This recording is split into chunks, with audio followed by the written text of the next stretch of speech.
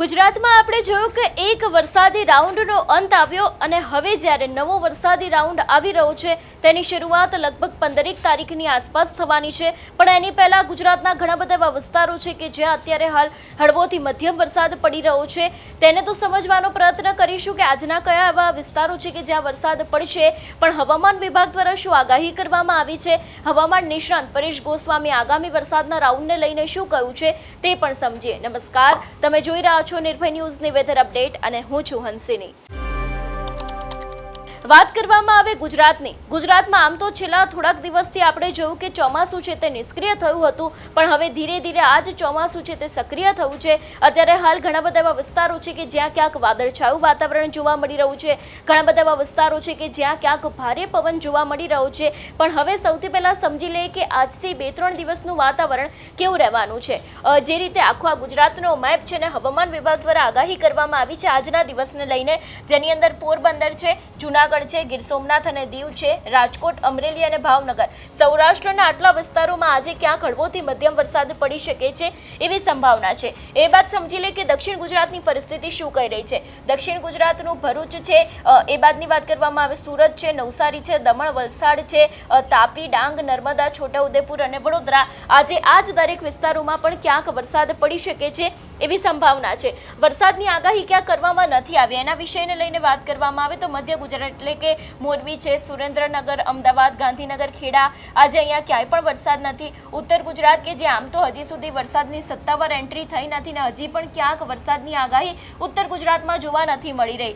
કચ્છમાં પણ ક્યાંય વરસાદ નથી, દ્વારકા અને જામનગરમાં પણ વરસાદ નથી। જો ફક્ત વરસાદ છે તો એ જે દરિયાકાંઠાના વિસ્તારો કે જે સૌરાષ્ટ્રને અડતા વિસ્તારો છે ત્યાં ક્યાંક આ વરસાદ છે અને દક્ષિણ ગુજરાતની અંદર આજના દિવસે થોડો ઘણો વરસાદ છે તે જોવા મળી રહ્યો છે। અત્યારે હાલ ધીરે ધીરે જે ચોમાસું આની પહેલા જામ્યું હતું એ જ ચોમાસું ક્યાંક નિષ્ક્રિય થયું હતું, પણ હવે ફરી એક વખત આ ચોમાસું ધીરે ધીરે જામી રહ્યું છે અને એની જ અસર હવે ક્યાંક ગુજરાત ઉપર થવાની છે। એક તરફ આપણે જોતા આવે છે કે વિંડીના માધ્યમમાં પણ આપણે જોયું હતું કે ધીરે ધીરે અત્યારે હાલ વમણો છે તે બની રહ્યા છે ને એ જ પવનો આગળ ફૂંકાઈ રહ્યા છે ને ક્યાંક તેની અસર છે તે ગુજરાત ઉપર હવે થોડાક જ દિવસમાં થવાની છે અને લગભગ 15 થી 17 તારીખની વચ્ચે વરસાદનો એક વધુ રાઉન્ડ આવવાનો છે કે જે આખા ગુજરાતની અંદર સાર્વત્રિક વરસાદ લાવશે। એ બાદની વાત કરવામાં આવે આવતીકાલે કેટલો વરસાદ જોવા મળવાનો છે। પાછું આજના દિવસે સૌરાષ્ટ્રમાં ક્યાંક વરસાદ જોવા મળી રહ્યો છે, જેમાં જૂનાગઢ છે, ગીર સોમનાથ અને દીવ છે, અમરેલી છે, ભાવનગર છે, અહીંયા ક્યાંક વરસાદ જોવા મળી રહ્યો છે। વડોદરા, છોટાઉદેપુર, ભરૂચ, નર્મદા, સુરત, તાપી છે, નવસારી છે, દમણ છે, વલસાડ છે અને ડાંગ છે, આજે પણ એટલે કે માફ કરજો આવતીકાલે પણ ક્યાંક આ વિસ્તારોની અંદર વરસાદ છે તે જોવા મળી રહ્યો છે। સતત વાત કરવામાં આવે દક્ષિણ ગુજરાતની, આમ તો દક્ષિણ ગુજરાતને લઈને છેલ્લા ઘણા સમયથી આગાહી છે તે કરવામાં આવી રહી છે। આની પહેલા પણ આપણે જોયું હતું કે દક્ષિણ ગુજરાતની અંદર અતિ ભારે વરસાદ આવ્યો હતો, એનડીઆરએફ, એસડીઆરએફની ટીમો છે તેને સ્ટેન્ડ બાય કરવામાં આવી હતી, ઘણા બધા લોકોને લાખોનું નુકસાન પણ થયું છે। પણ ફરી એક વખત જે વરસાદનો નવો રાઉન્ડ આવવાનો છે એની જ શરૂઆતની પહેલા હવે દક્ષિણ ગુજરાતની અંદર પણ થોડાક દિવસ અને થોડાક સમય માટે હળવોથી મધ્યમ વરસાદ આવી શકે છે એવી શક્યતા હવામાન વિભાગ દ્વારા વ્યક્ત કરવામાં આવી છે। એ બાદના દિવસની વાત કરવામાં આવે તો ફરી એક વખત સૌરાષ્ટ્રના જૂનાગઢ, ગીર સોમનાથ અને દીવ, અમરેલી અને ભાવનગરમાં વરસાદ પડી શકે છે। આમ તો આ જે જિલ્લાઓ છે એમાં છેલ્લા ઘણા સમયથી આની પહેલાનો જે રાઉન્ડ હતો ત્યારે પણ સતત વરસાદ જોવા મળ્યો હતો। ભાવનગરમાં પણ આપણે જોયું હતું કે અતિશય ભારે વરસાદ આવ્યો હતો, એના જ લીધે આજે વરસાદી રાઉન્ડ આવવાનો છે એમાં પણ આની ભારે અસર જોવા મળી રહી છે। ફરી એક વખત દક્ષિણ ગુજરાતના સુરત છે, નવસારી છે, દમણ છે, વલસાડ, ડાંગ, તાપી, નર્મદા છે, અહીં પણ ક્યાંક હવામાન વિભાગ દ્વારા આગાહી કરવામાં આવી છે। એના પછીના દિવસનું પણ વાતાવરણ એ જ જોવા મળી રહ્યું છે। જૂનાગઢ, ગીર સોમનાથ, દીવ, અમરેલી, ભાવનગર છે, નર્મદા, સુરત, તાપી, નવસારી, દમણ, વલસાડ અને ડાંગ પણ આગામી 3 થી 4 દિવસ માટે હજી સુધી ક્યાંય પણ મધ્ય ગુજરાત છે એને લઈને કોઈ જ આગાહી નથી કરવામાં આવી। રથયાત્રા પણ હવે નજીકમાં છે અને રથયાત્રાનો આ જ દિવસ છે ને રથયાત્રાના દિવસે જે રીતે જોઈ શકાય છે કે જૂનાગઢ, ગીર સોમનાથ, અમરેલી, ભાવનગરમાં ક્યાંક વરસાદ છે, દક્ષિણ ગુજરાતમાં વરસાદ છે, મધ્ય ગુજરાતની અંદર ક્યાંય પણ વરસાદ નથી જોવા મળતો, કચ્છમાં વરસાદ નથી, વાવ-થરાદ, બનાસકાંઠા, પાટણ, મહેસાણા, સાબરકાંઠામાં પણ અત્યાર સુધીમાં ક્યાંય પણ વરસાદ છે તે જોવા નથી મળી રહ્યો। એટલે જે રીતે અત્યારે હાલ ધીરે ધીરે ચોમાસું ફરી એક વખત જામી પામી રહ્યું છે।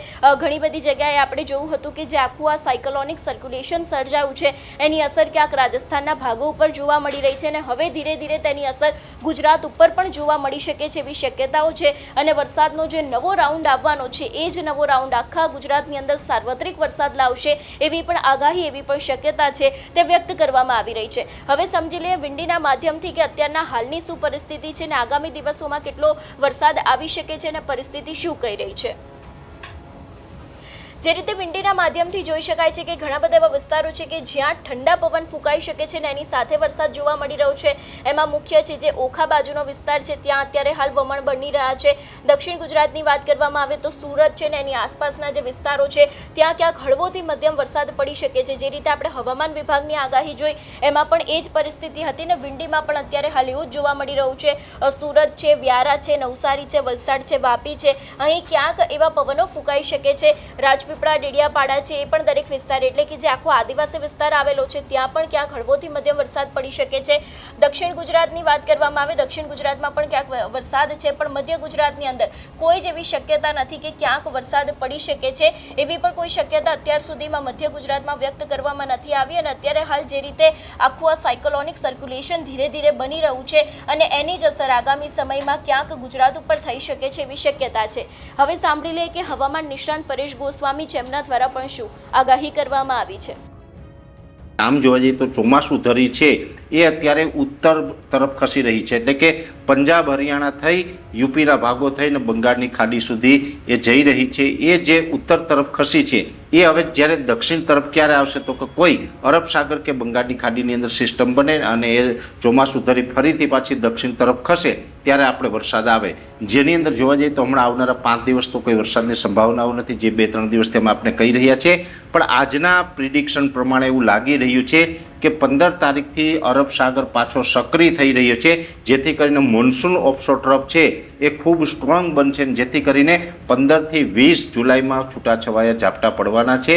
અમુક જગ્યાએ ઝાપટાથી મધ્યમ વરસાદ પણ પડી શકે છે અને આ વાત તો અમે ઘણા સમયથી આપણે કહી રહ્યા છીએ। પણ હવે બીજા સારા સમાચાર એ છે કે જે 25 થી 31 જુલાઈમાં વરસાદ પડવાનો છે એ સાર્વત્રિક અને ભારેથી અતિ ભારે વરસાદનો રાઉન્ડ હશે અને એની અંદર પણ પશ્ચિમ સૌરાષ્ટ્ર અને જે કચ્છના ભાગો બાકી રહી ગયા છે એને પણ લાભ મળવાનો છે। સાથે જો અત્યારે હવામાન સાનુકૂળ રહેશે તો બંગાળની ખાડીનો એક ટ્રફ છે એ ટ્રફને કારણે કદાચ 21 થી 25 વચ્ચે પણ એક લોટરી મુજબનો એક રાઉન્ડ આવી શકે છે। જો કે 21 થી 25નો રાઉન્ડ છે એની સત્તાવાર હજી અમે જાહેરાત નથી કરતા, આવનારા દિવસમાં અમે એ ટ્રફ ઉપર સતત નજર રાખીને આપણે માહિતી આપશું। પણ એક ઉજળા ચાન્સ અત્યારે એ ઊભા થયા છે કે 15 થી 20 તારીખમાં તો છૂટાછવાયો હળવા વરસાદ થવાનો છે, એ તો બધા જ વિસ્તારમાં નહીં હોય, અમુક વિસ્તારમાં હશે, પણ 21 થી 25 તારીખમાં એક નવી શક્યતા અત્યારે ઊભી થઈ રહી છે, જે બંગાળની ખાડી તરફથી આપણે લાભ મળે તો એની અંદર પણ વરસાદની સંભાવનાઓ છે અને એ સિવાય કદાચ માની લે કે એ રાઉન્ડનો લાભ ન મળે તો 25 થી 31 જુલાઈમાં તો ફાઇનલ રાઉન્ડનો વરસાદનો રાઉન્ડનો લાભ છે એ આપણે મળવાનો છે। એટલે આમ જોવા જઈએ તો જુલાઈ મહિનાનું જે છેલ્લું અઠવાડિયું હશે, જેમાં ખાસ કરીને 21 થી લઈને 31 તારીખનું સેશન હશે, એ બધા જ દિવસમાં વરસાદના ઉજળા સંકેતો અત્યારે લાગી રહ્યા છે। ઘણા બધા મિત્રો ક્યાંય ને ક્યાંય ચિંતામાં હશે, જેને વાવણી નથી થઈ એ લોકો ચિંતામાં હશે, પણ એ તમામને જુલાઈના છેલ્લા અઠવાડિયામાં વરસાદનો લાભ મળી જશે। એટલે આપ ક્યાંય હિંમત ન હારો, એટલા માટે તેને ખાસ ફરીથી એક વાત આજે મારે કરવી પડે છે કે જુલાઈના છેલ્લા અઠવાડિયામાં આપને વરસાદનો લાભ મળી જશે।